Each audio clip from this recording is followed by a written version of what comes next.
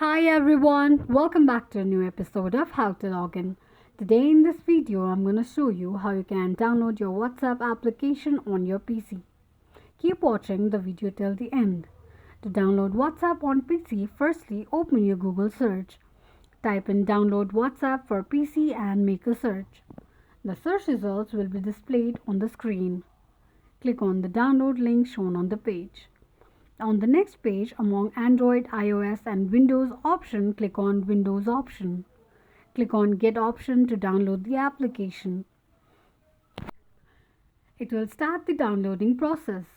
While downloading the application, make sure that you are connected to a strong internet. After installation process is completed, tap on Open option to open the application. This is how you can download WhatsApp on PC quickly and easily just in few steps. If you have any thoughts or queries, let us know in the comment section. Don't forget to subscribe to our channel.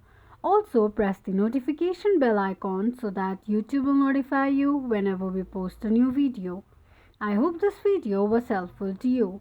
Thank you so much for watching.